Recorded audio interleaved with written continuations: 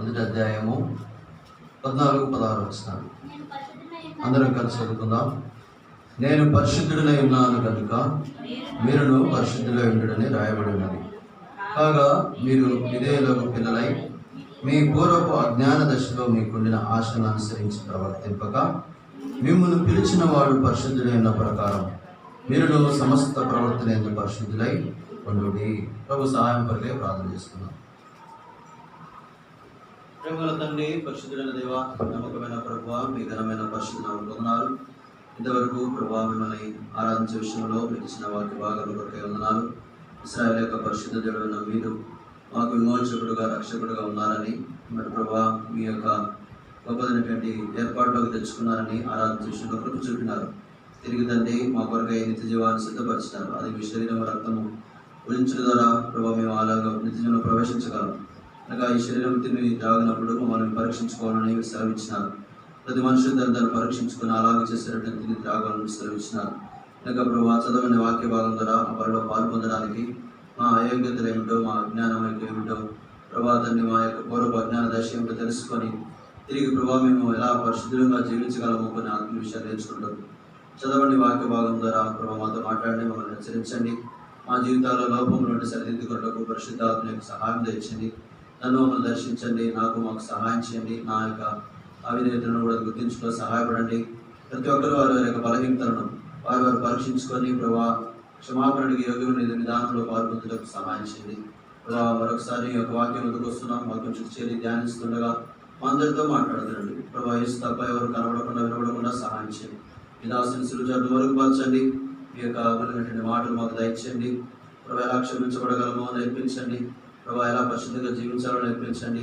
ప్రభావ మరి ఎలా ప్రభావ మీ కొరకు సమీపంగా జీవించడానికి రావాలో మాకు నేర్పించండి. ప్రభావ నన్ను అభిషేకించండి. మీ పాత్ర పడుకుంటామని కనుదామా ప్రభావ మీకు ఆరోపిస్తూ ప్రభుని ప్రియరక్షకులు యేసుక్రీస్తు నామములో స్తుతించి ప్రార్థిస్తున్నాం తండ్రి.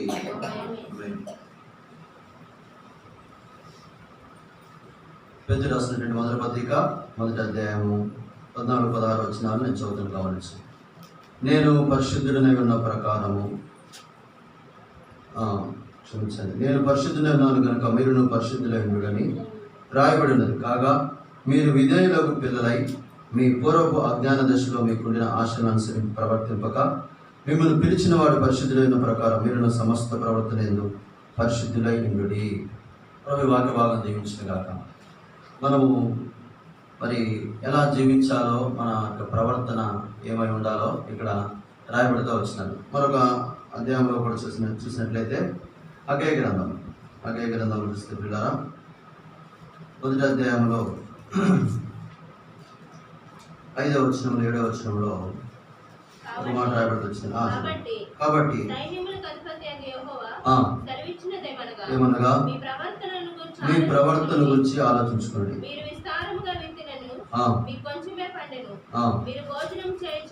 ఏడవచ్చు. కాగా సైన్యులకు దేవుడు యెహోవా సెలవిచ్చినది ఏమనగా మీ ప్రవర్తన గురించి. 2 సార్లు పరిశుద్ధాత్ముడు ఈ మాట గ్రంథంలో రాసించినాడు. కాబట్టి ప్రవర్తన అనేది చాలా ఇంపార్టెంట్. ఇలా మనము క్రైస్తవ జీవితంలో జీవించే జీవితము అదొక ప్రవర్తనతో పోల్చుకోవచ్చు. మనం రక్షించబడినప్పుడట మరి ప్రభువును పోలి నడుచుకోవడానికి రక్షించబడి ప్రభు యొక్క మాదిరిని అనుసరించడానికి మనకు మాదిరి ఆయన ఉంచిపోయినాడు, ఆయన అడుగుజాడలు నడుచుకోవడానికి. అయితే కొన్నిసార్లు మరలా మనం ఏమవుతామంటే పూర్వపు అజ్ఞాన దశ అట. మనం రక్షించబడక ముందున్న మన జీవిత విధానాన్ని ఏమంటాడంటే అది అజ్ఞానపు దశ. అపొస్తలుల కార్యం 16:31 అనుకుంటా. ఆ అజ్ఞాన కాలములను దేవుడు చూచుచున్నట్లుగా ఉండేను కానీ ఇప్పుడైతే అందరూ అంతటా మారు మనసు పొందాలని ఆజ్ఞాపిస్తున్నాడు. అంటే మనం రక్షించబడక మునుపు మన జీవితంలో మన ఇష్టం వచ్చినట్టు ఏది పడితే చేసుకుంటూ వచ్చినాం. దాన్ని ఏమంటే అజ్ఞానం. అది అజ్ఞానంలో ఉన్నాం కాబట్టి అజ్ఞాని ఏం చేస్తున్నాడు ఎవరికి తెలియదు. సుజ్ఞాని అయితే, జ్ఞాని అయితే ఇది తప్పు కాదు అని తెలుసుకుంటాం. ఇది మంచి, ఇది చెడు తెలుసుకుంటాం. ఇది పులుపు, ఇది తీపి అని తెలుసుకుంటాం. ఇది చేదు, ఇది వగరని తెలుసుకుంటాం. కాబట్టి మరి మనం అజ్ఞానంలో ఉన్నప్పుడు అంతా ఒకటే. పచ్చకామలోడికి లోకం అంతా పచ్చకున్నప్పుడు అజ్ఞానపు దశ అంటే మన పాపపు దశ, మన యొక్క ప్రాచీన స్వభావము మనం అనుసరించి నడుచుకున్నప్పుడు మనకు అన్నీ కరెక్ట్గానే అనిపించినాయి. అయితే మనల్ని పరిశుద్ధులుగా ఉండడానికి దేవుడు ఏర్పరచుకున్నాడు. ఆ చీకటిలోంచి ఆ చీకటి వెలుగులోకి పిలిచి రాజుల న్యాయ సమూహంగా మార్చి పరిశుద్ధ జనాంగంగా మార్చాడు. కాబట్టి ఇప్పుడు మీరు పరిశుద్ధ జనాంగముగా ఉండాలి అంటే ముందు నన్ను చూడండి. నేను పరిశుద్ధునే ఉన్నానని రాయబడి ఉన్నది. పరిశుద్ధునే ఉన్నానని రాయబడి ఉన్నది. రండి, ఎక్కడ రాయబడిందో కొన్ని విషయాలు చూసుకుందాం. లేవియకాండం చూసినట్లయితే మొదట 11వ అధ్యాయం 44వ వచనంలో ప్రభు చెప్పిన మాట రాయబడి వచ్చినది. లేవియకాండము, నేను మీ దేవుడైన యెహోవాను, నేను పరిశుద్ధుని కనుక మీరు పరిశుద్ధులై ఉండినట్లు మిమ్మల్ని మీరు పరిశుద్ధపరచుకున్నాను. నేల మీద ప్రాకు జీవరాశుల్లో దేని వలన మిమ్మల్ని మీరు అపవిత్ర పరచుకోనకూడదు. చూడండి పిల్లరా, నేను పరిశుద్ధనే ఉన్నాను అని రాయబడుతూ వచ్చినాను. కాబట్టి ఇక్కడ పరిశుద్ధనే ఉన్నాడని దేవుడు చెప్తున్నాడు. లేవియకాండంలో ఇశ్రాయేలు ప్రజలు చెప్తున్నాడు, నేను పరిశుద్ధనే ఉన్నాను కనుక మిమ్మల్ని మీరు పరిశుద్ధపరచుకోనండి. ఇంకా కొన్ని విషయాలు చదువుతాం. అలాగే లేవియకాండం 19వ అధ్యాయం ఇస్తే 19వ అధ్యాయం 2వ వచనం, మీరు పరిశుద్ధులై ఉండవలను, మీ దేవుడైన యెహోవానగు నేను పరిశుద్ధుడనై ఉన్నాను. 20వ అధ్యాయం 7వ వచనం కూడా రాయబడుతుంది. ఇదే లేవియకాండం 27. కావున మిమ్మల్ని మీరు పరిశుద్ధపరచుకొని పరిశుద్ధులై ఉండుడి, నేను మీ దేవుడిని యెహోవాను, అనగా ఆయన పరిశుద్ధుడు. అలాగే 26వ వచనం కూడా అదే 20వ అధ్యాయం 27వ వచనం చూస్తే, యెహోవాను నేను పరిశుద్ధుడును, మీరు నా వారై ఉన్నట్లు అనుజనులో మిమ్మల్ని వేరుపరిచితిని. అలాగే నిర్గమాకాండం 19వ అధ్యాయం చూసినట్లయితే పిల్లరా 6వ వచనంలో కూడా రాయబడుతూ వచ్చినారు. నిర్గమాకాండం 19వ అధ్యాయము 6వ వచనంలో, సమస్త భూమి నాదే కదా, మీరు నాకు యాజక రూపమైన రాజ్యంగాను పరిశుద్ధమైన జనముగా ఉందని చెప్పుచు నీవు ఇశ్రాయేలుతో పలకవలసిన మాటలు ఇవన్నీ చెప్పగా. చూడండి, ఈ మాటలు అన్నింటిలో లేవియకాండం 11:44లో కానివ్వండి, అదే 19వ అధ్యాయంలో కానివ్వండి, 20వ అధ్యాయంలో కానివ్వండి, నిర్గమాకాండం 19వ అధ్యాయం ఆలోచన ప్రభు అన్నాడు, నేను పరిశుద్ధిని, మీరు పరిశుద్ధులుగా ఉండడానికి ప్రయత్నించాను, మిమ్మల్ని పరిశుద్ధులుగా ఉండడానికి ఏర్పరచుకున్నాను, నేను మీ యెహోవా మీ దేవుడు, నేను నీ పరిశుద్ధ దేవుడను అని చెప్తున్నాను. కాబట్టి ఇప్పుడు పేతురుతో కూడా పరిశుద్ధపరచబడ్డ వారికి అందరికీ, ఆ పేతురు క్రీస్తు శకము మరి మొదటి శతాబ్దంలో 65వ సంవత్సరంలో ఈ పత్రిక గలతీలో, ఆసియాలో, కప్పదికియా, బిథునియా అనే దేశంలో చెందిన వారందరికీ, పరిశుద్ధపరచబడ్డ వారికి దేవుని భవిష్యత్ జ్ఞానమును బట్టి ఈ పత్రిక రాస్తూ వచ్చినారు. మీరందరూ ప్రోక్షించబడిన రక్తం కిందకు వస్తూ వచ్చినారు, పరిశుద్ధపరచబడిన వారి జాబితాలో చేర్చబడడానికి వచ్చినారు. కాబట్టి పరిశుద్ధపరచబడే వారికి ఈ పత్రిక నేను రాస్తున్నాను అన్నాడు. అంటే మీరు పరిశుద్ధపరచబడే వారిగా ఉండాలి అంటే, పరిశుద్ధులుగా జీవించాలి అంటే ఏం చేయాలని చెప్పి ప్రభువుని గురించి జ్ఞాపకం చేస్తున్నాడు. ప్రభు ఇలా చెప్పినాడు, మనకి పాత నిబంధనలో ప్రభు ఇలా చెప్పినాడు, నేను పరిశుద్ధునే ఉన్నానని రాయబడి ఉన్నదని ప్రభు చెబుతున్నట్లుగా పేతురు రాస్తూ వచ్చినాడు. ఆయన పరిశుద్ధుడే ఉన్నాడు. అయితే మీరు కూడా సమస్త ప్రవర్తన ఎందుకు పరిశుద్ధులుగా ఉండాలి. ఇప్పుడు మనం ఎక్కడ పరిశుద్ధులుగా ఉండాలండి? దేవుడు పరిశుద్ధులుగా ఉన్నాడు. ఆయన క్రియలలో, ఆయన స్వభావంలో, ఆయన క్యారెక్టర్లో దేవుడు పరిశుద్ధులుగా ఉన్నాడు. ఇప్పుడు మనము కూడా మన ప్రవర్తనలో, మన క్రియలలో, మన క్యారెక్టర్లో, మన జీవితంలో, మన విశ్వాస యాత్రలో సమస్త ప్రవర్తన ఎందు ఎన్ని ప్రవర్తనలు ఉన్నాయో కొన్ని విషయాలు మీకు ముందు దినాలు చెప్తాను. కాబట్టి ఆ ప్రవర్తన ఎందుకు మాదిరికరంగా ఉండాలట, ప్రవర్తన ఎందుకు పరిశుద్ధంగా ఉండాలట. కాబట్టి ఇప్పుడు మీ ప్రవర్తన గురించి ఆలోచించుకోండి. మీ ప్రవర్తన గురించి మీ దేవుడు పరిశుద్ధుడిగా ఉన్నాడు. మరి మీ ప్రవర్తన కూడా పరిశుద్ధుడైన దేవుడికి అనుకూలంగా ఉందో లేదో, లేక మీ పూర్వపు అజ్ఞాన దశలో ఉన్నట్లు మీ పూర్వపు ఆశలు అనుసరించినట్లుగా ఉందో ఒకసారి ఆలోచించుకోండి. పేతురు మనం హెచ్చరిస్తా ఉన్నాడు. ప్రభు వల్ల కూడా మనం ఈరోజు మనం హెచ్చరించేది ఏంటంటే, మన ప్రవర్తన ఎలా ఉంది ఒక్కసారి ఈరోజు మనిషి చూడండి, గమనించండి, అన్నిటిని గురించి ఆలోచిస్తాడండి. ఏదైనా కొనాలన్నా, తినాలన్నా ఆలోచించి కొంటాడు, తింటాడు. కానీ మానవుని యొక్క జీవితంలో తన క్యారెక్టర్ దగ్గరికి వచ్చినప్పుడు తన గురించి తను ఆలోచించుకునేది తక్కువగా ఉంటుంది. మన ప్రవర్తన గురించి ఎప్పుడైనా ఆలోచిస్తూ ఉంటారు మనుషులు. అంతరిక్షంలో ఏం జరుగుతుంది, నక్షత్రాలు ఎలా ఉన్నాయి, సూర్యుడు ఎక్కడ ఉన్నాడు, చంద్రుడు ఎక్కడ ఉన్నాడు, భూమిలో ఏముంది, భూమి కింద ఏముంది, సముద్రం కింద ఏముంది, ఇవన్నీ ఆలోచిస్తాం మనం. కానీ నాలో ఏముంది, నేను ఎలా ఉన్నాను, నేనేమై ఉన్నాను, నేను అసలు ఎవరిని, ఇప్పుడు ఏ స్థితిలో ఉన్నాను, ఒకప్పుడు ఎవరిని. ఇందాక చెప్తున్నాను, ఒకప్పుడు మన లోకంలో నిరాకరించబడిన వారు, త్రోసివేయబడిన వారు, ఎన్నికలైన పాపులు. ఇప్పుడు దేవుడు పరిశుద్ధ దేవుడు మనల్ని ఏర్పరచుకున్నాడు. ఇశ్రాయేలు యొక్క పరిశుద్ధ దేవుడు, విమోచకుడు మనల్ని ఏర్పరచుకున్నాడు. ఇప్పుడు దేవుడిని ఎందుకు ఏర్పరచుకున్నాడు, ఎందుకు నన్ను రక్షించాడు, ఎందుకు నన్ను ప్రేమించాడు, ఎందుకు నా కొరకు ప్రాణం ఇచ్చాడు, ఎందుకు చనిపోయినాడు, ఎందుకు నా కొరకు పరలోకం సిద్ధపరుస్తున్నాడు, ఎందుకు నేను అక్కడికి వెళ్ళాలి అని ఆలోచించే జీవితం మాత్రం మనకి లేదు. మరి నేను అక్కడికి వెళ్ళాలంటే ఏం చేయాలి, నా ప్రవర్తన ఎలా ఉండాలి, బైబిల్ ఏం చెప్తుంది నా గురించి, నా క్యారెక్టర్ నేను ఎలా మరి మోడలైజ్ చేసుకోవాలి, సిద్ధపరచుకోవాలి, ఈ లోకంలో నేను ఎలా కనపడాలి సమాజానికి, నా దేవుని దృష్టికి నేను ఎలా ప్రవర్తించాలి అనేటువంటి ఆలోచనలు మన గురించి బహు తక్కువగా చేసుకుంటున్నాం అన్న సంగతి వాస్తవం. ఎంతసేపటికి ఏమి తిందామా, ఏమి త్రాగుదామా, ఏం ధరించుకుందామా, ఏం పని చేద్దామా, ఎక్కడికి వెళ్దామా, ఏం సంపాదించుకుందామా, లేకపోతే పేరు సంపాదించుకుందామా, బంగారం సంపాదించుకుందాం, డబ్బు సంపాదించుకుందామా, ఇవే ఆలోచన. దీని కొరకే మనుషుడు పొద్దు లేచిన కాంచి సాధారణంగా ఇప్పుడు లేచిన దగ్గర నుంచి ఏ ఆలోచనలు అయితే కలిగి ఉన్నామో మన జీవితం అంతా పొద్దాస్తమని అదే ఆలోచన కొరకే కలిగి ఉంటున్నాం. పడుకునేటప్పుడు కూడా అదే ఆలోచనతో పడుకుంటున్నాం. ఇంకా విచారకర సంగతి అంటే మొబైల్తో ప్రారంభిస్తాను, మొబైల్తో ముగిస్తాను. దేవునితో ప్రారంభించట్లేదు, దేవునితో ముగించట్లేదు. సమయం ప్రమాణాలు అయితే చేస్తాను. పెళ్ళప్పుడైతే నా దినములు దేవునితో ప్రారంభిస్తాను, దేవుని వాక్యంతో ప్రార్థనతో ప్రారంభిస్తాను, అలాగే దేవుని వాక్యంతో ప్రార్థనతో ముగిస్తాను అంటాం. ప్రార్థన చేయకముందే మొబైల్తో ప్రారంభిస్తాం, మళ్ళీ ప్రార్థన చేసిన తర్వాత మొబైల్తో ముగిస్తాం. మళ్ళీ మొబైల్ చూసుకొని లాస్ట్కి ఏమొచ్చింది మెసేజ్, లాస్ట్కి ఏం చూసుకోవాలి, యూట్యూబ్లో ఏమొచ్చింది ఏం చూసుకొని ముగించేస్తాం. ఒకసారి ఆలోచించుకుందాం, మన ప్రవర్తన ఎలా ఉంది. ఈ రోజున మన ప్రవర్తన ఎడిపోతుంది, మన పోకడ ఎడిపోతుంది, మన యొక్క జీవన విధానాలు ఎడిపోతున్నాయి. క్రైస్తవ జీవితంలో విశ్వాసంగా మీరే కాదు ఇంకెంతో మంది క్రైస్తవులు అనబడిన వారు ఈ రోజున భూమి మీద ఉన్నటువంటి కోటానుకోట్ల మంది క్రైస్తవుల యొక్క ప్రవర్తన గురించి ఆలోచించలే. రాయబడిన వాక్య ప్రకారం అంటే మిమ్మల్ని బట్టి నా నామం అనుజనుల మధ్యలో అవమానపరచబడుతుంది, దూషించబడుతుంది. ఎందుకు?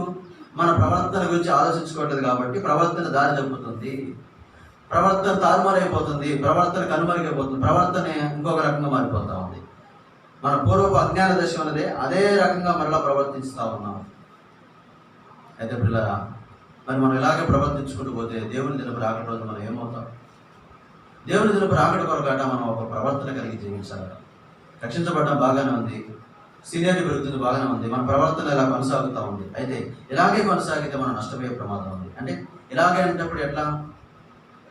పూర్వపు అజ్ఞాన దశ ఉంది, అలాగే కొనసాగితే నష్టం ఉంది. నా అజ్ఞాన దశ వదులుకున్నానండి, నా మూర్ఖ స్వభావం వదులుకున్నాను, నా పితృపరమైన అర్థ ప్రవృత్తి వదులుకున్నాను, నేను అంతా విడిచిపెట్టాను. వెండి బంగారం క్షేమస్తుల చేత నేను విమోచించబడదు, ప్రభు రక్తం చేత, అమూల్యమైన రక్తం చేత విమోచించబడ్డాను. కాబట్టి నా ప్రభువు ఎలాగైతే నన్ను విమోచించినాడో, ఎందుకైతే విమోచించినాడో, ఎలాగైతే జీవించడం కోసం విమోచించినాడో అలాగే వాక్యానుసారంగా నడుచుకుంటున్నాను అంటే పర్లేదు, దేవుని దినపు రాకడ రోజులు తప్పించబడతాం, ఉగ్రత రోజులు తప్పించబడతాం. లేదు, కొంతకాలం అయిన తర్వాత మరలా మొదటి జీవితంలోకి వచ్చి మరలా విడిచిపెట్టిన గృహంలోకి వచ్చి చెడ్డమైన దేయాలు ఇల్లు ఊడి చంపచుంటే వచ్చి ప్రవర్తిస్తే అందులోకి వస్తే మరి కనపడిస్తే చెడ్డగా ఉన్నట్లు అయిపోయింది ఒక్కోసారి. అలాంటి స్థితిలోకి వస్తే మనము నష్టపోయే అవకాశం ఉంది. కాబట్టి పిల్లలు ఈ లోకంలో జీవిస్తున్నప్పుడు మనం ఎలా జీవించాలి, ఎందుకు ఎలా ప్రవర్తించాలి దాని గురించి మనం ఆలోచించుకోవాలి. ప్రభు అంటున్నాడు, నేను పరిశుద్ధులను, మీరున్న సమస్త ప్రవర్తన ఏం చేయండి, పరిశుద్ధులుగా ఉండండి. మనల్ని పరిశుద్ధులుగా ఉండటానికే పిలుచుకున్నాడట. రండి, తెస్సలోనికీయులకు రాసిన పత్రిక, మొదటి పత్రిక 4వ అధ్యాయము 7వ వచనం. తెస్సలోనికీయులకు రాసినటువంటి మొదటి పత్రిక 4వ అధ్యాయము 7వ వచనం. పరిశుద్ధుల ఒకటికే దేవుడు మనల్ని పిలిచిన కానీ అపవిత్రుడుగా ఉండుటకు చెప్పండి ఏం చేయలేదట, పిలవలేదు. అలాగే 5వ అధ్యాయం 9వ వచనం. ఎందుకనగా ప్రభువైన యేసుక్రీస్తు ద్వారా రక్షణ పొందుటకే దేవుడు మనల్ని పిలిచిన కానీ ఉగ్రత పాల్గొనటకు నియమింపలేదు. రక్షించబడ్డాము అంటే పరిశుద్ధపరచబడ్డానికే రక్షించబడ్డాము. రక్షణలో 3 భాగాలు: పాప క్షమాపణ, పాపం నుంచి విడుదల, పాపం నుంచి పరిశుద్ధపరచబడటం. అయితే ఇప్పుడు రక్షించబడింది పరిశుద్ధపరచబడటానికి. పరిశుద్ధుల ఒకటికే దేవుడు మనం పిలిచాడు కానీ పాపులు ఉండడానికి కాదు. రక్షించబడటానికి పిలిచాడు కానీ ఉగ్రత పాల్గొనడం కాదు. రక్షించబడిన వాడు పరిశుద్ధపరచబడటానికి పిలిచాడు. మనం రక్షించిన దేవుడు ఎందుకంటే మతం మార్చుకోవడం కాదు, గుర్తుపెట్టుకోండి. మనం మార్చబడటానికి, మన స్వభావం మార్చబడటానికి, మన అంతరంగం మార్చబడటానికి, మన ప్రవర్తన మార్చబడటానికి. ఒకప్పుడు నేను ఇలా ఉంటేనండి, ఇప్పుడు ఇలా ఉన్నాను క్రీస్తులో. ఇంకా అంటాడు, కాగా ఎవడైనా క్రీస్తునందు ఉన్నాడలా వాడు నూతన సృష్టి. కొరింథీయులకు రాసిన 2వ పత్రిక 5:17. పాతవి గతించను అంటే మన అజ్ఞానపు దశ గతిస్తుంది. రోజు రోజుకి ఏమైందంటే మన పాత జీవితం గతిస్తుంది. క్రీస్తులో కొత్త జీవితం ధరించుకుంటున్నాం, క్రీస్తులు ధరించుకుంటున్నాం. క్రొత్త ప్రవర్తన, క్రొత్త మనసు, క్రొత్త జీవితం, క్రొత్త ఆలోచనలు, క్రొత్త పాటలు, క్రొత్త మాటలు, క్రొత్త మనసు ఇవి వస్తున్నాయండి అన్నట్టుగా మనం ఉండాలి. అలా లేకపోతే ఉగ్రత పాలయ్యే అవకాశం ఉంది, మనం పరిశుద్ధులుగా ఉండడానికి పిలుచుకున్నాడు. ఇంకా వచ్చినట్లయితే లూకాసు వార్తలు చూస్తే పిల్లరా, 1వ అధ్యాయంలో అక్కడ వచనాలన్నీ కలిసి ఉంటాయి. 74-75 వచనాలు చూస్తే ఇలా ఉన్నది, మనం మన శత్రువుల చేతిలో నుండి మనం ద్వేషించి వారందరి చేతిలో నుండి తప్పించి రక్షణ కలుగు చేసాను. మనము కింద లైన్ మనం శత్రువుల చేతులను విడిపింపబడి మన జీవితకాలం అంతా నిర్భయమై ఆయన సన్నిధిని పరిశుద్ధముగాను నీతిగాను ఆయన్ని సేవింప ఈ రక్షణ అనుగ్రహిస్తూ వచ్చినాడు. మనము పరిశుద్ధముగాను జీవించడానికి రక్షణ ఇచ్చాడు. పరిశుద్ధంగా జీవించడానికి మనల్ని ఏర్పరచుకుంటూ పిలుస్తూ వచ్చినాడు. కాబట్టి ఇప్పుడు మనము ఎబ్రీ పత్రిక 12 ఉంది, పరిశుద్ధత లేకుండా ప్రభుత్వం, పరిశుద్ధత లేకుండా అంటే పరిశుద్ధత ద్వారా ప్రభుత్వం చూడటానికి రక్షించాడు. హృదయ శుద్ధి గల వారు ధనులు వారు ఏం చేస్తారంటే, కాబట్టి ఇప్పుడు హృదయం అన్నిటికంటే మోసకరమైన ఘోరమైన వ్యాధి కలదు. ఈ హృదయంలో ఉన్న పాపపు వ్యాధి మనం తొలగించుకోవాలి. ఈ వ్యాధి ఉన్నంతసేపు వ్యాధి లక్షణాలతోనే ప్రవర్తిస్తాం. ఒక మనిషిలో వ్యాధి ఉందనుకోండి, ఫర్ ఎగ్జాంపుల్ టీబీ జబ్బు ఉంది, దాని లక్షణాలు ఏంటి? వీరికి తగ్గుతూ ఉంటాడు, అదే ప్రవర్తన వాళ్ళు ఉంటుంది. ఇప్పుడు కరోనా వచ్చింది, కరోనా అనే ఒక వ్యాధి వచ్చింది, దీని లక్షణాలు ఇన్ని చెప్తున్నారు. వాసన రాదట, రుచి రాదట, ఏమండి జ్వరం వస్తుందట, ఒళ్ళు నొప్పులు వస్తాయట, ఇంకా కంటిన్యూస్గా దగ్గు వస్తుందట. అంటే ఈ లక్షణాలు వ్యాధిని గుర్తు చేస్తాం. ఇప్పుడు పాపం అనే వ్యాధి ఉన్నప్పుడు ఆ లక్షణాలే మనలో కనబడుతూ ఉంటాయి, ప్రవర్తనలో కనబడతాయి, మన యొక్క బాడీ లాంగ్వేజ్లో కనబడుతూ ఉంటాయి. కాబట్టి ఇప్పుడు ఈ హృదయం అన్నిటికంటే మోసకరమైంది కాబట్టి ఇది ప్రభు కడిగి పరిశుద్ధపరిచాడు. దీన్ని ఏం చేయాలంటే మనము దినదినము శుద్ధి చేసుకుంటాం. ఎందుకు? ఒక దినాన్ని ప్రభువును చూడాలి. ఇక్కడ మనం వాక్యంలో చూస్తున్నాము, వాక్యంలో వింటున్నాము, వాక్యంలో ఆయన గురించి మనము జ్ఞాపకం చేసుకుంటాం. అయితే ఒక దినాన ఆయన్ను పోలినట్టుగా మనం ఉండబోతున్నాం. ఆయన్ని చూడాలి, ఆయన మీద ఆశ పెట్టుకున్నాం కాబట్టి, ఆయన చూడాలని ఆశ పెట్టుకున్నాం కాబట్టి అక్కడికి వెళ్ళాలి అంటే పిల్లరా ప్రభు అంటున్నాడు, పౌలు అంటున్నాడు, పేతురు అంటున్నాడు, ఎందరో ప్రవక్త, బైబిల్ అంతా. బైబిల్ సారాంశం ఏంటో తెలుసా? పరిశుద్ధత. అందుకనే మనకు ఏ గ్రంథం మీద లేని పేరు ఇక్కడ ఉంటుంది, పరిశుద్ధ గ్రంథం. ఇందులో ఉన్నటువంటి రాయబడిన విషయాలన్నీ యుగాంతమందున మనకు బుద్ధి కలగడం రాయబడ్డాయి. అందులో కొన్ని మంచి రాయబడ్డాయి, చెడు రాయబడ్డాయి. కొందరు పాపపు జీవితం రాయబడింది, కొందరు మంచి జీవితం రాయబడింది.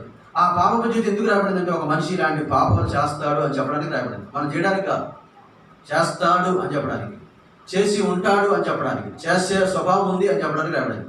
అంతేగాని మనం దాన్ని అడ్వాన్స్గా తీసుకొని అది చేస్తే బాగుంటుంది, ఇది చేస్తే బాగుంటుంది అనుకోండి, పాపము చేయడానికి అడ్వాన్స్గా తీసుకోకూడదు. మరి మంచి చేయడానికి చాలా అడ్వాన్సెస్ ఉన్నాయి. అబ్రాహాము దేవునితో స్నేహం చేసినాడని, హానోకు దేవునితో నడిచినాడని, నోవాహు నిందారహితుడిగా జీవించినాడని, దావీదు హృదయానుసారంగా వీటి జోలికి పోగానే ఎక్కడెక్కడైతే ఎవరైతే దేవునికి తిరుగుబాటు చేశారు, విగ్రహాలు చేశారు, వ్యభిచారం చేశారు, దొంగతనం చేశారు, నరహత్య చేశారు, మరి దాచుకున్నారు, దోచుకున్నారు, కొంచెం స్కాములు చేశారు, గ్యాంబ్లింగ్ చేశారు, ఇవి ఉంటాయి చూడండి. ఇట్లా చేశారట, మనం కూడా చేయొచ్చు అనుకుంటాం.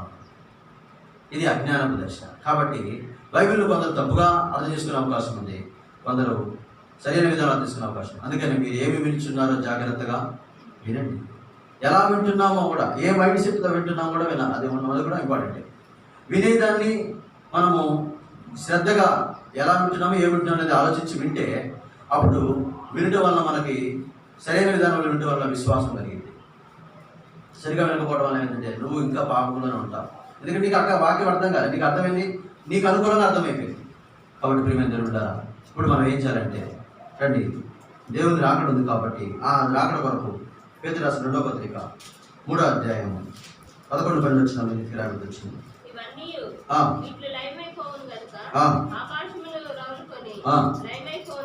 లైమైపోనట్టు పంచభూతములు మహావేంద్రమంతా కరిగిపోనట్టు దేవుని దినపు రాకడ కొరకు కనిపెట్టచ్చు, దానిని ఆశతో అపేక్షించు. మీరు పరిశుద్ధమైన ప్రవర్తనతోనూ భక్తితోనూ ఎంతో జాగ్రత్త గలవారై ఉండవలను. గమనించండి పిల్లలు, పరిశుద్ధులు ఉండడానికి పిలిచాడు, పరిశుద్ధులు ఉండడానికి రక్షించాడు, దేవుని చుట్టానికి పరిశుద్ధత అవసరం అంటున్నాడు. కాబట్టి ఇప్పుడు మనం ఏంటంట, అన్నిటి అంత సమీపమై ఉండడానికి వచ్చింది.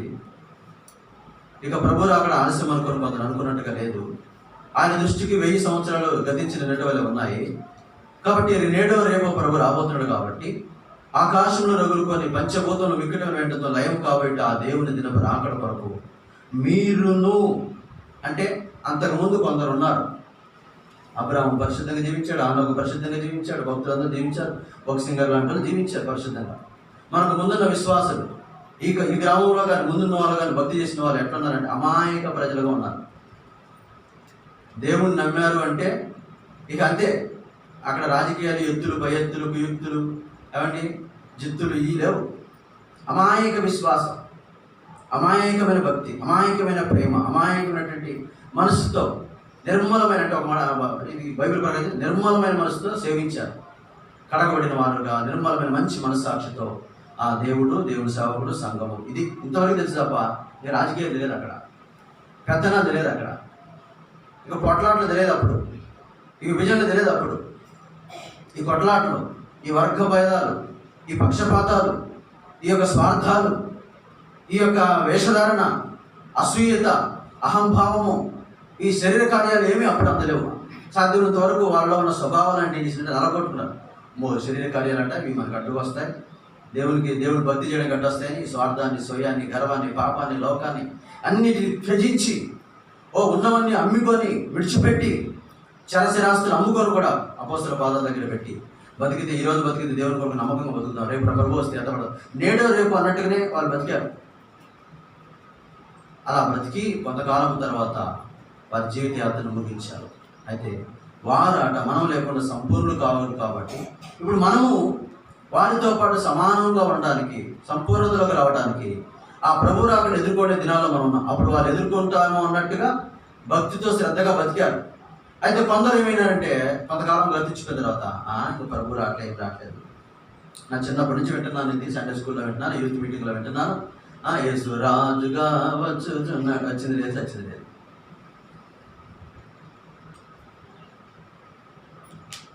అని కొందరాట ఆలస్యమని అనుకుంటారు. ఎవరు చెప్పిండు మీకు ఆలస్యమని? ప్రభు చెప్పిండా? మనకి దేవుడు చెప్పాడండి, దేవుడు చెప్పాడా పని? ప్రభు ఆలస్యమని మనకు చెప్పలేదు. మీరు ఆలస్యమని అనుకుంటున్నారు, కాదు, మీరు మార్పు చెందడానికి ఆయన మీ నిమిత్తం ఆలస్యం చేస్తున్నారు. రాకడికి ఆలస్యం చేయట్లేదు. మీరు పోతే, మీరు చస్తే ప్రభు వస్తే నరకానికి పోతారు కాబట్టి మీ నిమిత్తం ఏం చేస్తున్నాడు? ఆయన ఆలస్యం రక్షణార్థంగా ఎంచుకోండి, ఆయన దీర్ఘశాంతం రక్షణార్థంగా ఎంచుకోండి. ప్రభు ఆలస్యం చేయవాడు కాదు, మీ నిమిత్తం ఆలస్యం చేస్తున్నాడు కానీ తన నిమిత్తం మీద ఆలస్యము చేయట్లేదు. మీ నిమిత్తం ఆలస్యం చేస్తూ ఉంటే ప్రభు రాకడ ఆలస్యం అనుకొని, ఆయన రాడు అనుకొని పిల్లరా, అది ఇక మీరు లోకంలో కలిసిపోయేటువంటి విధానంలో జీవించడానికి అవకాశం ఉందని చెప్పుచూ ఇదిగో ఒక రోజున పంచబోధనలు లయం కాబోతున్నాయి, మిక్కుట మేమేంటతో లయం కాబోతున్నాయి, అప్పుడు అన్ని గంధకాలతో భూమి ఆకాశాలు కాలబోతున్నాయి. అటువంటి దేవుని దినపు రాకడ కొరకు తప్పించబడాలి అంటే, ఆ రాకడలో ఎత్తబడాలి అంటే మీరును పరిశుద్ధమైన ప్రవర్తన గలవారై మెలుక్కొని ఉండండి. ప్రభు చెప్పాడు, అందరితో చెప్తున్నాను, మీతో చెప్తున్నాను, మెలుకుగా ఉండండి. అంటే మీ ప్రవర్తనలో ఏం చేయాలంటే మన ప్రవర్తనలో పరిశుద్ధత ఉందా లేదా అనేది మెలుగు మనకు కలిగి ఉండాలి. నా ప్రవర్తన ప్రభు దృష్టికి ఎలా ఉంది? ఇప్పుడు నువ్వు ఆలోచించుకోవాలి. మొట్టమొదటి ప్రవర్తన ఏంటంటే పరిశుద్ధ ప్రవర్తన. ప్రభు పరిశుద్ధులై ఉన్నాడు కాబట్టి మీరును సమస్త ప్రవర్తన యందు పరిశుద్ధులై ఉన్నాడు. అందుకు మీ పూర్వపు అజ్ఞాన దశలో ఉన్న మీకున్న ఆశను అనుసరించకుండా ప్రవర్తించండి. మీ అజ్ఞానపు దశలో ఉన్న ఆశలు ఉన్నాయి, ఒకప్పుడు రక్షించబడకుండా ఉన్న ఆశలు. అది చేస్తే బాగు, ఇది చేస్తే బాగు, ఇది చూస్తే బాగు, ఇది కట్టుకుంటే బాగు, ఇది తింటే బాగు, ఇది ఉంటే బాగు మన ఇంట్లో అని మనకు కొన్ని ఆశలు ఉన్నాయి. అప్పుడు టీవీల కోసం కానీ, సినిమాల కోసం కానీ, శిఖారుల కోసం కానీ, పాపం కోసం కానీ, లోకం కోసం కానీ, నటన కోసం కానీ, ఏమండి ఏదో కొన్ని ఆశలు ఉంటాయి. మన పూర్వ అజ్ఞాన దశలో నాకు ఈ ఆశ ఉండే, ఈ కోరుకుండే, అట్లుండే, ఇట్లుండే. అయితే ఆ ఆశలన్నీ ఏం చేయాలని ఇప్పుడు సిలువ వేయబడాలి. నేను క్రీస్తుతో కూడా అన్నాడు, పౌలు అన్నాడు, నేను అంటే ఇలా నీలో ఉన్న స్వభావం, నేను అంటే నీ కోరికలు, నేను అంటే నీ బుద్ధి, నేను అంటే నీ ఆలోచన, నేను అంటే నీ జీవితం అంతా, నీ శరీర సంబంధమైన జీవితం ఉందే, ఇదంతా సిలువ వేయబడాలి. అప్పుడు నువ్వు దేవుని కొరకు బ్రతకడానికి ఏమైనా అవకాశం కలిగింది. నేను అనేది అంటే నీలో ఉన్న స్వయం స్వార్థం, పాపం అనేది సిలువ వేయబడకుండా నువ్వు ప్రభు కొరకు బ్రతకడం కష్టం, నువ్వు ప్రభు కొరకు జీవించడం కష్టం, నువ్వు పరిశుద్ధంగా జీవించడం ఇంపాసిబుల్. వాక్యం అనివ్వండి, సేవకులు అనివ్వండి, ఏమండి ఎంత గొప్ప భక్తులు వచ్చి బోధించినా కానీ నేను అనే నీలో ఉన్న ఆ పాపం ఉందే, ఆ స్వయం ఉందే, నీలో ఉన్న ఆ దురాలోచనలు ఉన్నాయి, ఆశలు చాలు మనిషిని పాడు చేయడానికి. ఏం కావాలా? దురాశ దుఃఖానికి. కాబట్టి ఆశ మంచిది ఉంటుంది, చెడ్డది ఉంటుంది. కొరవు కుమారులకు ఉంది ఒక ఆశ, మంచిగా బ్రతకడానికి. లేదంటే దుప్పి నీటి వాగుల కొరకు ఆశపడినట్టు, దేవా నీ కొరకు మా ప్రాణము. వాళ్ళు ఆత్మీయులయ్యారు. వాళ్ళ తండ్రులేమో పాపం చేసి పాత్రలో ఉంటే, వీళ్ళేమో పరిశుద్ధులు ఉండి ప్రభు సన్నిధిలో ఉండి యాజకులుగా ఉన్నారు, లేవీలుగా ఉన్నారు, పరిచర్య చేసే వారుగా ఉన్నారు, మందిరంలో పరిచర్య చేసిన ధన్యత కలిగి ఉన్నారు. మందిరంలో ఆ పిచ్చుకలకున్న బలిపీఠం దగ్గర ఉన్న పిచ్చుకలకు ఉన్న స్థానం వీరు కూడా పొందుకొని ఈ ఆవరణములు ఒక్క దినం కూడా వీధిన కంటే శ్రేష్టమని అటువంటి ఆశలు కలిగి ఉన్నారు. ఇప్పుడు కొంతమందికి ఏం ఆశ ఉంటుంది? ఇలా బిర్యానీ వండుకుంటే బాగు, ఆదివారం పూటగా, కానీ ఇప్పటి నుంచి పొద్దున్న మళ్ళీ పనికి పోవాలా, ఆ రోజు మనం పని చేసుకోవాలా. అసలే లాస్ట్ తోటలో, ఏం తోటలో ఇప్పుడు మిరపకాయలు పెడతారు. ఇప్పుడు చచ్చినంత మిరపకాయలు ఎంత తీసుకుంటే అంత మిరపకాయలు వస్తాయి, ఎంత కూలిపోతే అంత వస్తుంది.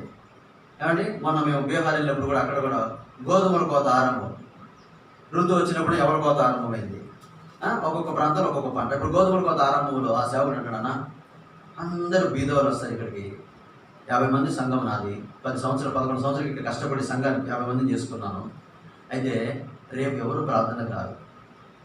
ఏందన్నా అంటే గోధుమల కోత ఆరంభం. వాళ్ళు ఎంత కోసి ఎంత మోస్తారో వాళ్ళు మోసినంత గోధుమలు వాళ్ళకి ఇస్తారు పోయేటప్పుడు. ఇప్పుడు దస్తమానం కోసి కట్టలు కట్టి కుప్పలేస్తారు. సేమ్ మన వరి వేసినట్టే కట్టగడుతున్నారు, వస్తున్నారు, అక్కడ కుప్పలేస్తారు. వీళ్ళు ఎంతైతే మోస్తున్నారో ఆ క్వాంటిటీని ఫస్ట్ వీడు ఎంతైతే మోయగలడో అంత లాస్ట్ వాడు పోయేటప్పుడ అంత కట్ట కట్టి నెత్తి మీద తీసుకోమంటాడు.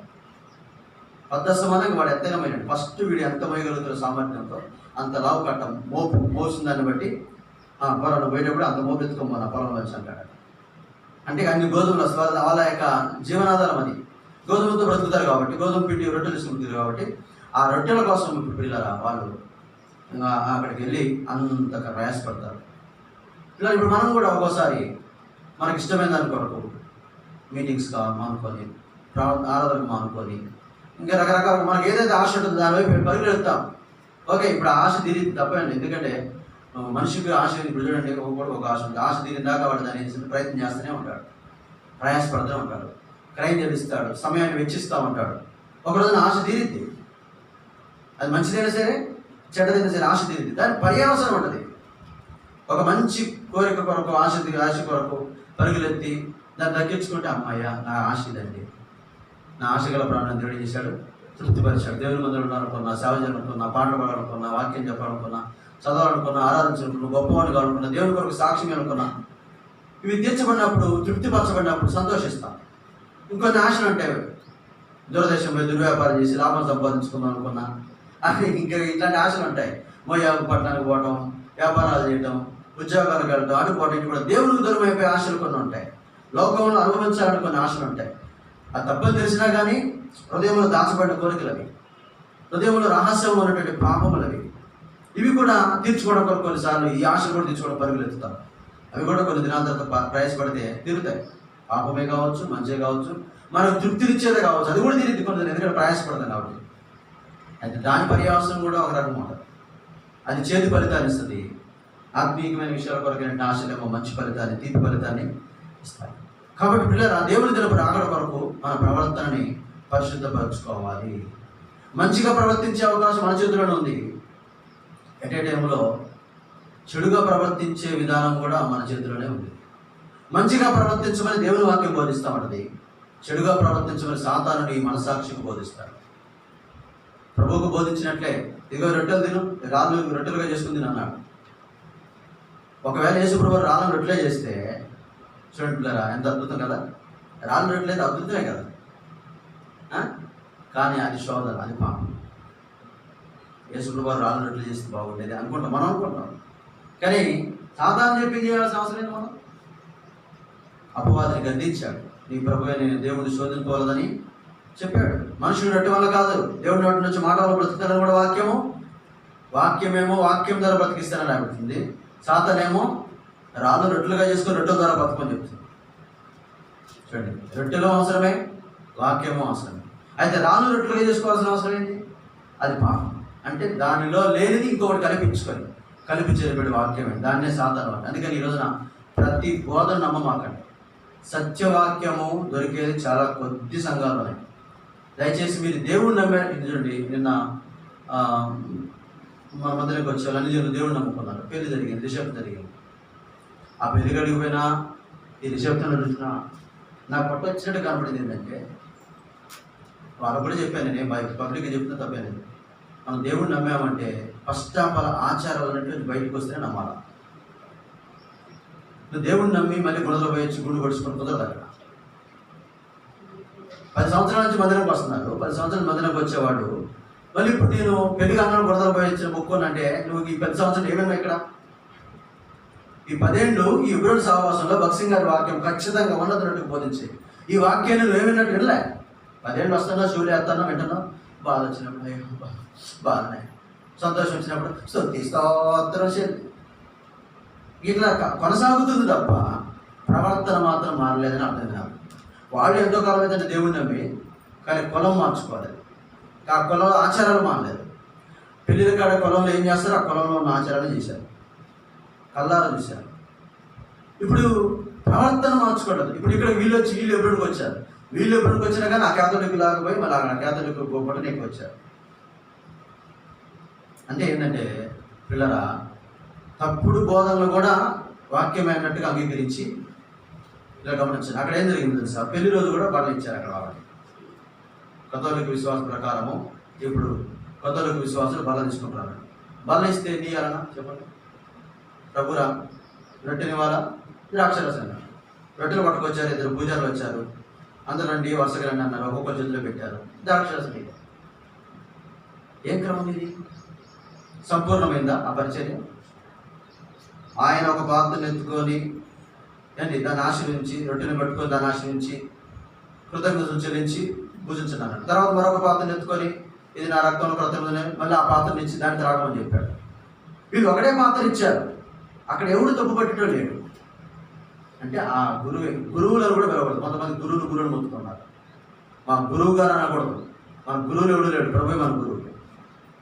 మా బోధకులు అనకూడదు, మమ్మల్ని బోధకులు కూడా అనకూడదు, మన సహోదరుడు సేవకులు అని అంతే. బోధకుడు వేరు, సేవకుడు వేరు.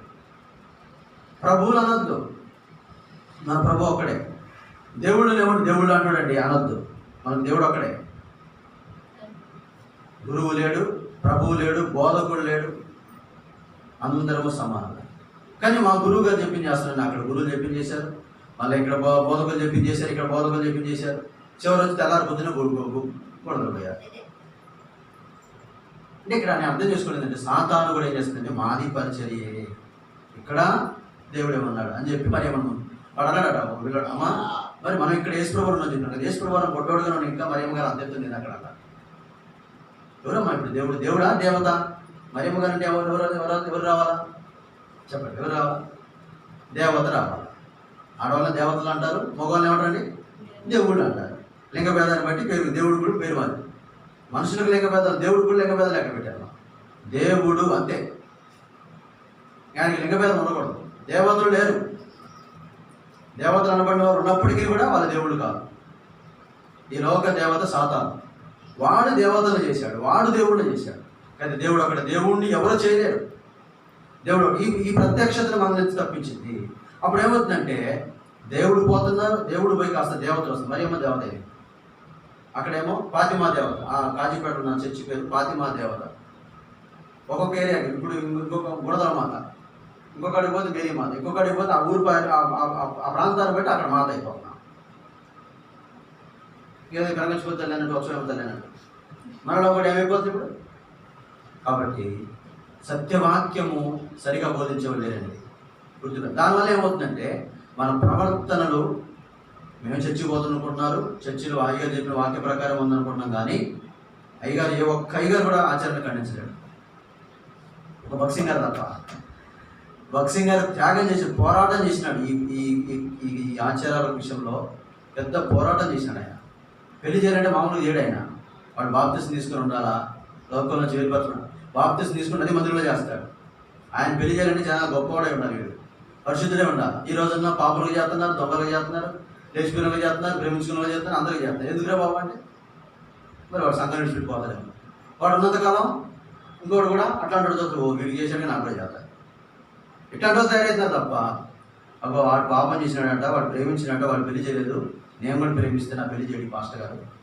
ఈ పాస్టర్ గారు పెళ్లి చేయకపోతే మా అమ్మ ఒప్పుకోదు, మా నాన్న ఒప్పుకోడు, ఆ సంఘానికి పోతాను కాబట్టి నేను ప్రేమించకూడదు, నా తీర్మానం చేసుకోవాలా, లేకపోతే లోకంలో కలుసుకోవాలి.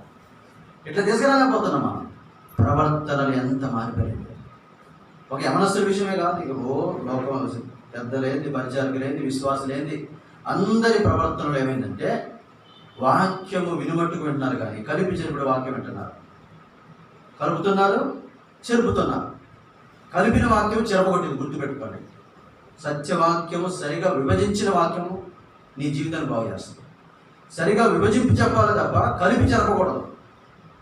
ఏం కాదండి, ఇట్లా కూడా రాయబడింది, అట్లా కూడా రాయబడింది, సాతాను ఇట్లా రాయబడింది అని చెప్పినాడు.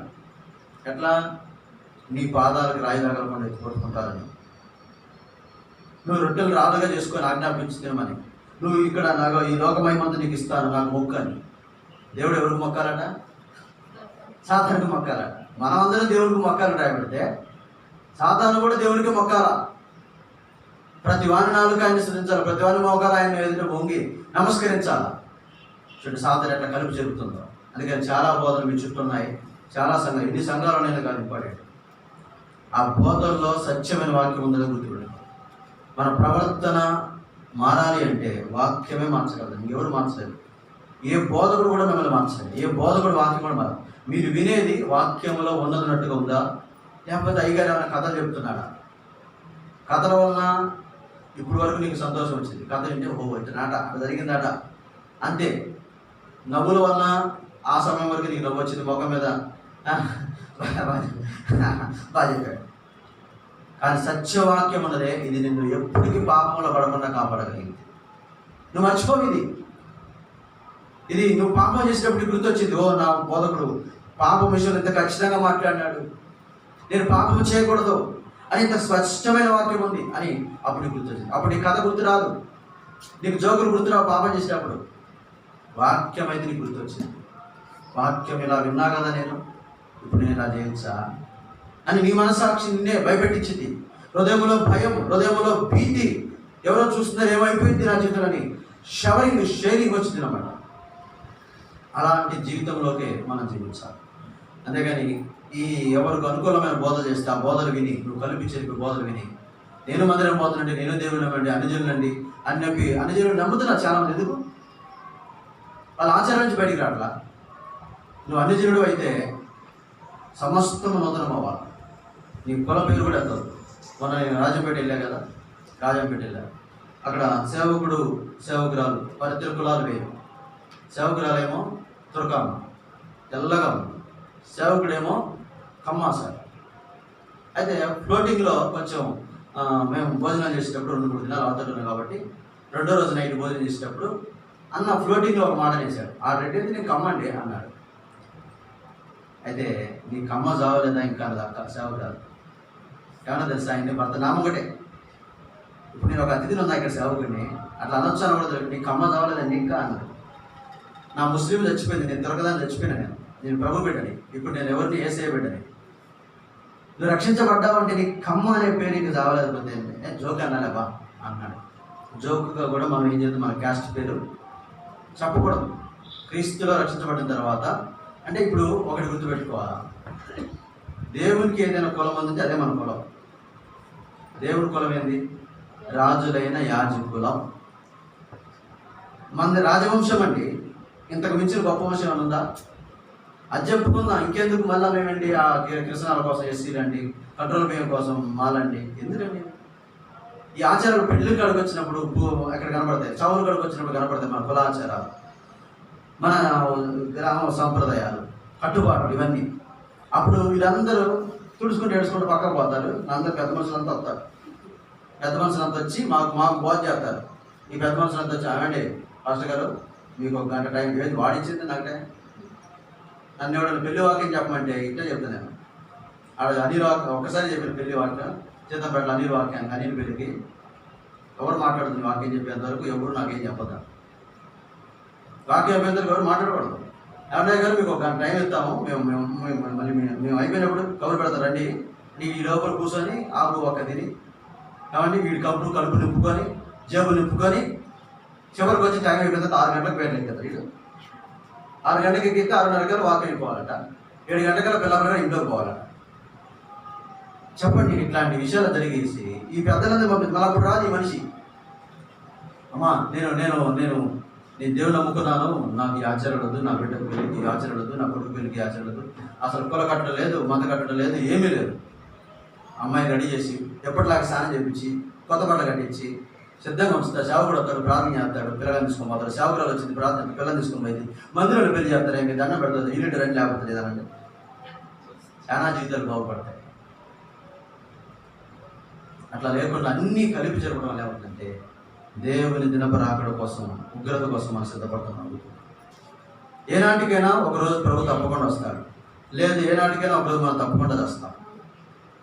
ఈ రెండింటిలో ఏదో ఒకటి జరిగితే మన ప్రవర్తనను బట్టి ఏముండదండి, అమ్మా నేను నీకు రక్షణ ఇచ్చానే, నీ కోసం ప్రాణం పెట్టడానికి నేను దూతలతో పోరాటం చేశాను, అంధకార శక్తులతో పోరాటం చేశాడు, కావలి వారితో పోరాటం, సమాజంతో పోరాటం, మరణమును ఓడించాడు.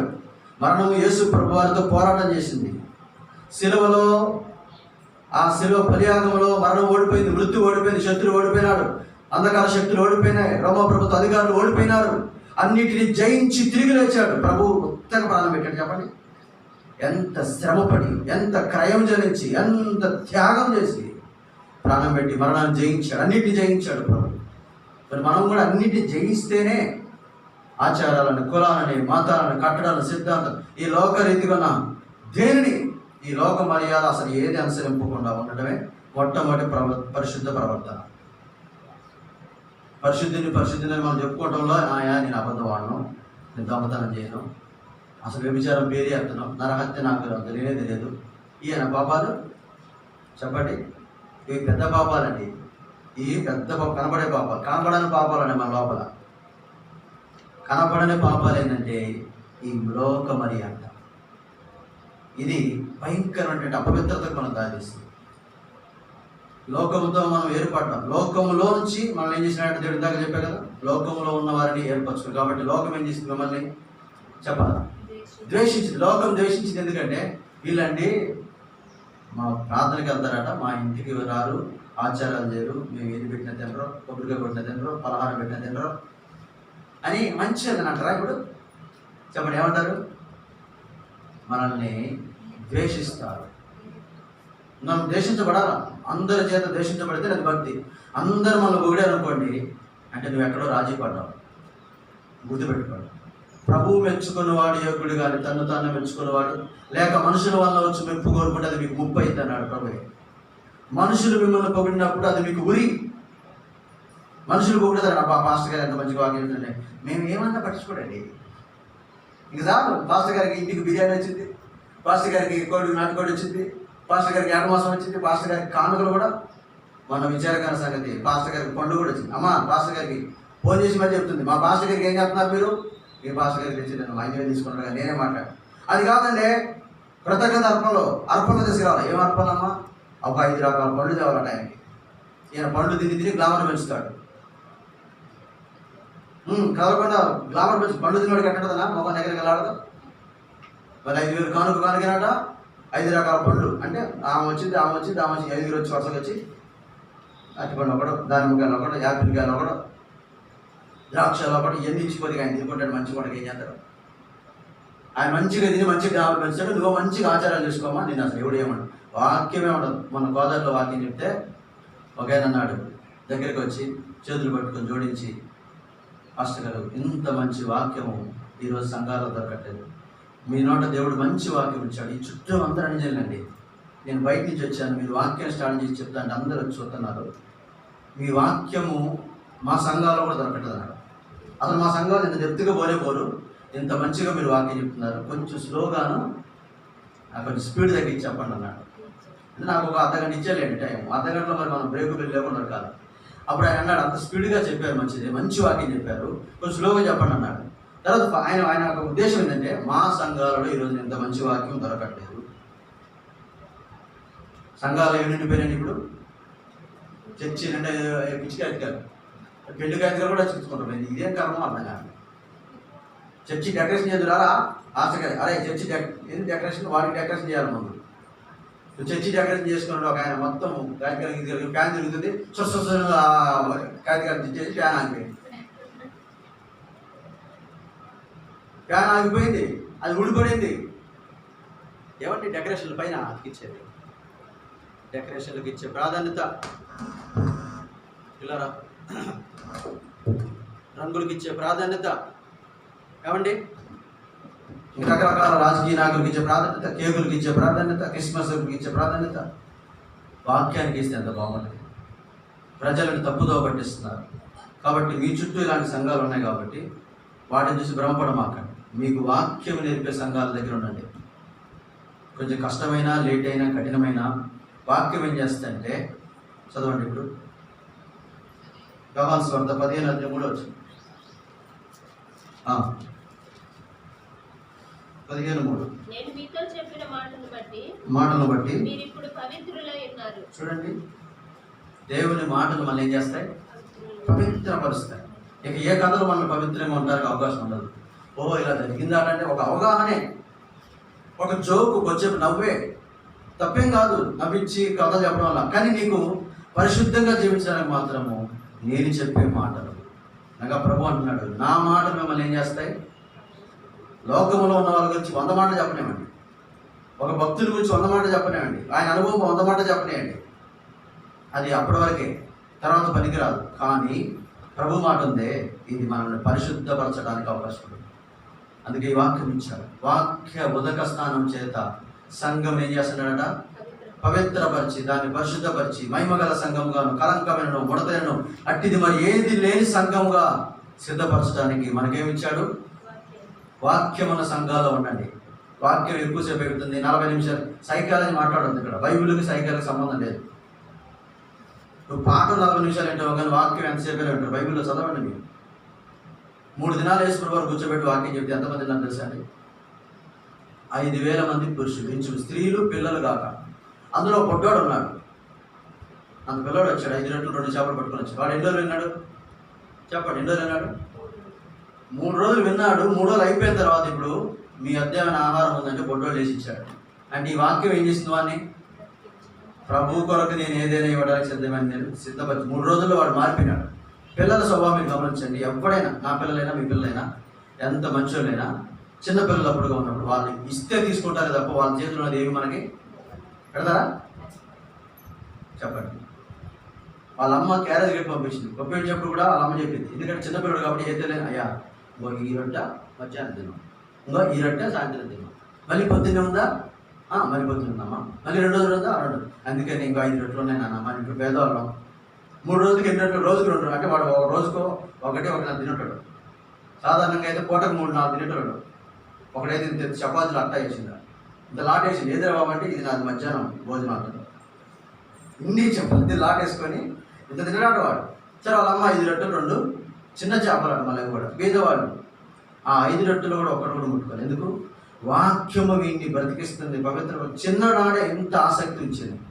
వాడు ఏం చేశాడంటే ఆ 3 రోజులు వాక్యం అయిన తర్వాత బహుశా ఆయన ఏం చెప్పినాడో ఆ బండ మీద ప్రసంగాలతో, పిల్లరా వీడికి ఏమర్థమైందో కానీ మొత్తానికైతే ప్రభు ఒక అలర్ట్గా ఇచ్చాడు, మీ అద్దె ఏమైనా రొట్టెలు నేను అడగండి అని. అప్పుడు అందరూ రొట్టెలు ఈ పిల్లోడు విన్నాడు. అంకుల్, పేదరి అంకుల్, ఆంధ్రే అంకుల్, ఇదిగో నా దగ్గర ఎక్కువ సార్ మేము 5,000 మంది గురించి మాట్లాడుతుంటే 5 రొట్టెలు అంటారు. ఆయన మీ దగ్గర ఏమైనా ఉన్నాయని అడిగండి అంకుల్. మీరు ఎందుకంటే అంటారు, నా దగ్గర ఉంది 5. మీ అద్దె ఏమైనా ఉన్నాయన్నాడు. నా దగ్గర 5 ఉన్నాయి. ఆయన 10,000 అన్నాడా?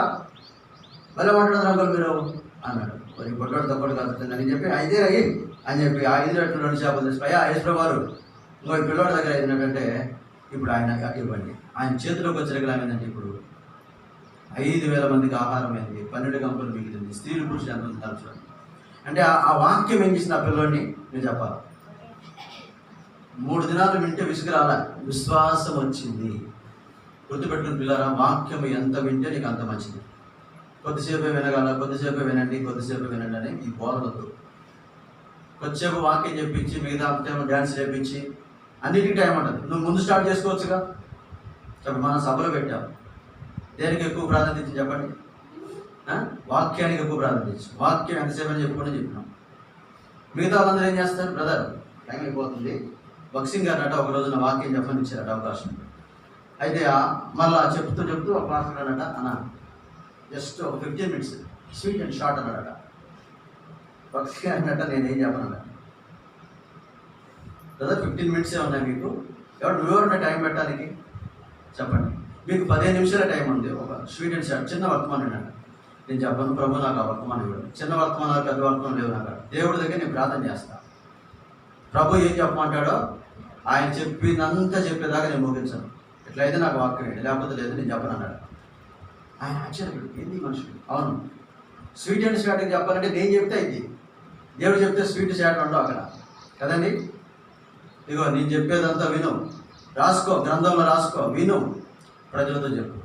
ఇప్పుడు ఇందాక నేను చదివించిన వాక్యాలు కూడా మోషేతో చెప్పాడు. మోషే, నేను పరిశుద్ధుడునని చెప్పు, వాళ్ళు కూడా పరిశుద్ధంగా ఉండమని చెప్పు, నేను మీ దేవుడిని యెహోవాని చెప్పు, మీ పరిశుద్ధ దేవుడు చెప్తున్న మాట చెప్పు. మోషే నేను చెప్పి చెప్పు, దేవుడు చెప్పుకోలేకనా? అవును, దేవుడు దైవజనుడికి వర్తమానం ఇవ్వాలి. రాత్రి 1 గంట పట్టింది నాకు ఈ వర్తమానం మీకు చెప్పమని దేవుడు. ప్రభు మళ్ళీ ఇక్కడికి వెళ్తాను, ఏం చెప్పాలంటే ఆ వాక్యాన్ని సిద్ధపరచుకున్నాను. 1 గంట దాకా సిద్ధపరచుకున్నాను. నేనే 1 గంట దాకా సిద్ధపడితే మీరు 2 గంట దాకా వినాలా? సిద్ధపడి 1 గంట దాకా ఉంటే మీరు 2 గంట దాకా వినాలా చెప్పండి.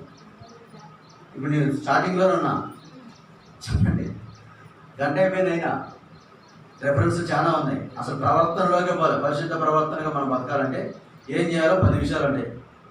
10లో ఒక్కటి కూడా చెప్పండి. నేను దేవుని దినపు రాకడ కొరకు పరిశుద్ధ ప్రవర్తన గలవారే అనే మాటకాడే స్టార్ట్ చేశారు.